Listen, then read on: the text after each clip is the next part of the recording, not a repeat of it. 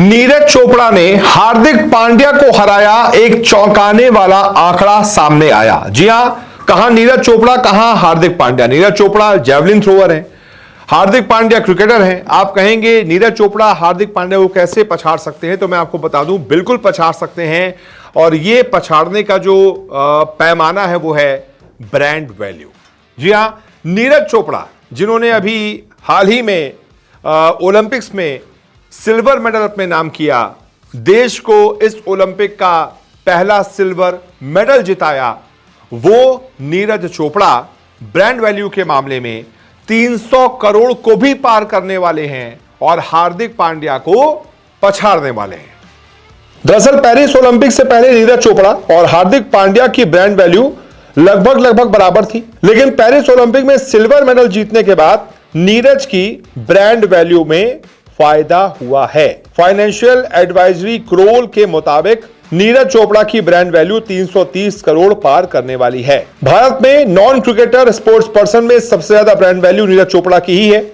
नीरज चोपड़ा ने 2020 के Tokyo Olympic में गोल्ड मेडल जीता था और उसके बाद पेरिस ओलंपिक में उन्होंने सिल्वर मेडल जीता है। वहीं पेरिस ओलंपिक गेम्स में मनु भाकर ने शूटिंग में भारत की ओर से 2 इवेंट में ब्रॉन्ज मेडल जीता और मनु भाकर की ब्रांड वैल्यू भी पेरिस ओलंपिक के बाद बहुत तेजी से बढ़ी है। रिपोर्ट्स की माने तो पेरिस ओलंपिक गेम्स से पहले भाकर की एंडोर्समेंट फीस सिर्फ 25 लाख रुपए थी, जो कि अब चौगुना हो गई, यानी कि 1 करोड़ पार कर चुकी है। किसी भी एंडोर्समेंट के लिए अगर आप मनु भाकर के पास जाएंगे कि हमारा प्रोडक्ट है, इसका एडवर्टाइजमेंट कर दीजिए, तो मनु भाकर पहले 25 लाख लेती थी, लेकिन अब 1 करोड़ लेंगी। तो ये फर्क हुआ और ये सबके साथ होता है। जो जैसे नीरज चोपड़ा है, उनकी ब्रांड वैल्यू भी बढ़ी है। हार्दिक पांड्या, उनकी तो लगातार अच्छी ब्रांड वैल्यू है ही।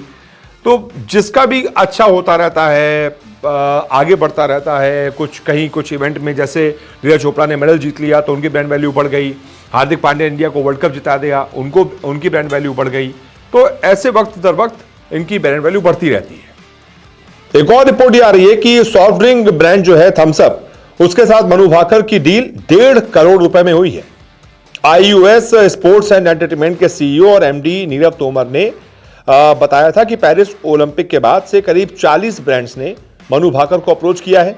और इसी तरीके से विनेश फोगाट, जिन्होंने मेडल तो नहीं जीता क्योंकि डिस्क्वालीफाई हो गई थी, लेकिन उनकी भी ब्रांड वैल्यू बहुत ज्यादा बढ़ गई है। पहले उनकी भी जो एंडोर्समेंट फीस थी वो 25 लाख थी, जो कि अब बढ़कर 1 करोड़ रुपए हो गई है। विनेश फोगाट ने फाइनल में जगह बनाकर मेडल पक्का कर लिया था, लेकिन फाइनल मैच से पहले 50 किलोग्राम कैटेगरी में 100 ग्राम वजन ज्यादा होने की वजह से वो डिस्क्वालीफाई हो गई थी। तो इस वजह से वो मेडल तो नहीं जीत पाई, लेकिन उनकी भी ब्रांड वैल्यू अब मनु भाकर के एकदम बिल्कुल बराबर आ गई है। वो भी अब हर एंडोर्समेंट के लिए 1 करोड़ रुपए चार्ज कर रही है। तो अब नीरज चोपड़ा है, उनकी ब्रांड वैल्यू लगभग 330 करोड़ रुपए हो चुकी है और ये हार्दिक पांड्या से थोड़ी सी ज्यादा है। वहीं अगर ओवरऑल की बात की जाए कि हिंदुस्तान की तरफ से स्पोर्ट्स पर्सन ऐसा कौन है जिसकी सबसे ज्यादा ब्रांड वैल्यू है, नंबर 1 पर कौन है, तो मैं आपको बता देता हूं। नंबर 1 पर टीम इंडिया के स्टार पूर्व कप्तान विराट कोहली है, जिनकी 2023 में जब मापी गई थी ब्रांड वैल्यू तो 227 मिलियन $, थी, यानी कि लगभग 2000 करोड़ रुपए। बिल्कुल सही सुना आपने, 2000 करोड़।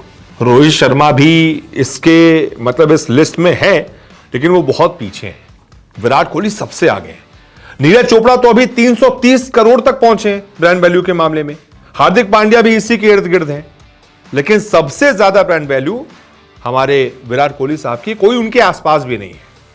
2000 करोड़ के आसपास की ब्रांड वैल्यू। ये हालांकि भाई विराट कोहली उस मामले में वो डिजर्व भी करते हैं। उन्होंने जो हासिल किया है वो हर किसी के बस की बात है नहीं, उसके लिए बहुत मेहनत भी करते हैं। लेकिन हाँ, ये अच्छा लग रहा है कि क्रिकेटर्स के अलावा भी और भी स्पोर्ट्स पर्सन्स हैं जो इस लिस्ट में आ रहे हैं। जो दूसरे खेलों के कुछ खिलाड़ी हैं वो भी इसमें आगे आ रहे हैं और हमारे क्रिकेटर्स तक को पीछे छोड़ रहे हैं। जैसे कि नीरज चोपड़ा, उन्होंने तो हार्दिक पांड्या जैसे इतने बड़े सुपरस्टार को ब्रांड वैल्यू के मामले में पीछे छोड़ दिया है, हरा दिया है। ये बहुत बड़ी बात है। बहुत बहुत शुक्रिया इस रिपोर्ट को देखने के लिए।